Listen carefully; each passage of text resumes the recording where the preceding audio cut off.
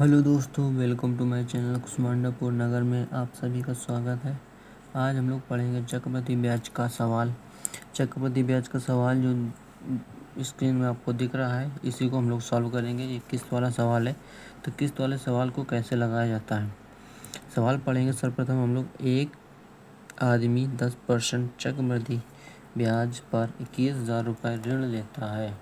हर वर्ष के अंत में उसे बराबर कितनी राशि देनी पड़ेगी कि 2 वर्ष में ऋण का भुगतान हो जाए। तो सर्वप्रथम हम लोग लिखते हैं 10% फ्रैक्शन आर बराबर 10। इसको फ्रैक्शन वैल्यू बनाते हैं 1/10। 10 को हम लोग लिखते हैं 10 से 13। 2 वर्ष के लिए पूछा तो हम लोग इसका वर्ग कर देंगे। यहाँ 100 आ जाएगा, यहाँ पे 1 से 21 आ जाएगा। ये हमारी किस्त होती है, तो किस्त तो बराबर हर मंथ होती है ना, तो किस्त के लिए हम इसको बराबर कर देंगे। यहाँ 11 मल्टी तो यहाँ पे भी 11 मल्टी, यहाँ गलत मल्टी लगाएंगे तो यहाँ पे हो जाएगी वैल्यू 110। यहाँ पे वैल्यू बचेगी 100। इन दोनों को जोड़ देंगे, वैल्यू आ जाएगी 210। 210 यहाँ पे मल्टीप्लाई करेंगे तो वहाँ भी वैल्यू बनेगी 121। 121/121। इन दोनों को जोड़ देंगे तो वैल्यू यहाँ पे बनेगी 242। ये हमारे पास वैल्यू आ गई मूलधन की। ये हमारे पास वैल्यू आ गई मिश्र धन की। इन दोनों का डिफरेंस आ जाएगा 32, जो कि हमारा होगा चक्रवृद्धि ब्याज। और ये हमारी हो गई किस्त, एक वर्ष की किस्त। तो हम लोग को किस्त के रुपए निकालने हैं, तो हमें राशि दी, हम लोगों को अमाउंट मूलधन दिया गया। मूलधन कितना दिया गया है? 21,000। 21,000 दी गई। कितने की वैल्यू? 210 की। हम उनको निकालना है किस्त। एक किस्त कितने की? एक किस्त के मान यहाँ पे कितना? 121।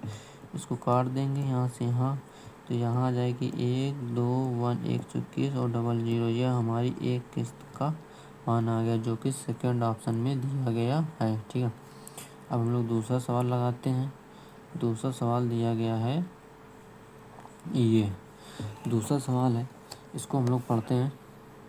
पहला सवाल है, यदि 12,500 रुपये की राशि को 12% वार्षिक की दर से 1 वर्ष के लिए निवेश किया जाए और ब्याज को अर्धवार्षिक रूप से संयोजित किया जाए, तो ब्याज कितना मिलेगा?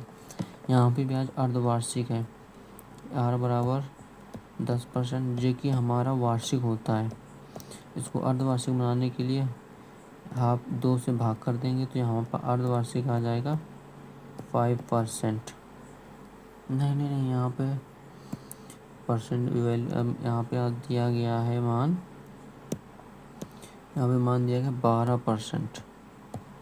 12% है वार्षिक। इसको अर्धवार्षिक बनाने के लिए हाफ आधा कर देंगे। 12/2 बराबर 6%। तो 6% को फ्रैक्शन बनाएंगे हम लोग 6/100। 6/100 ये बनेगा 3/50। तो हम लोग इसको 3/50 बनेगा, तो इसको हम लोग बनाते 50 से 53।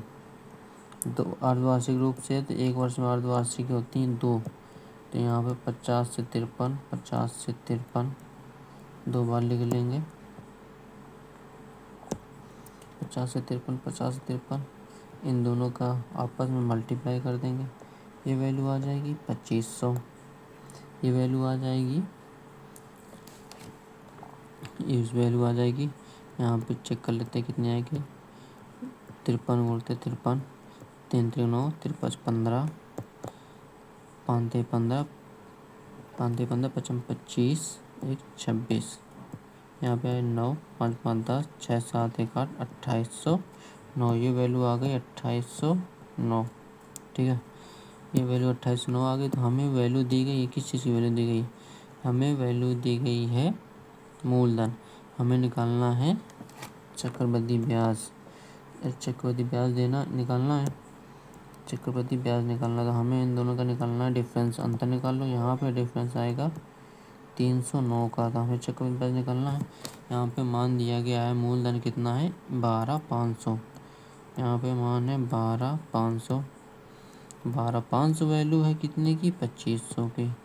हमें निकालना क्या है? चक्रवृद्धि ब्याज। चक्रवृद्धि ब्याज कितना है? 309। तो हम लोग क्या लेते 2 जीरो से 2 जीरो पचम 25 25 पंचे 125 बार कितने बार गया 5 बार।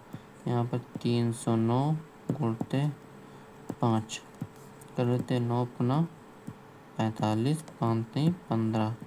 हम लोगों का ब्याज आया 1545 जो कि कौन से ऑप्शन में थर्ड ऑप्शन में है। ठीक है आ गया। चलो कैसा लगा सवाल। धन्यवाद देखने के लिए।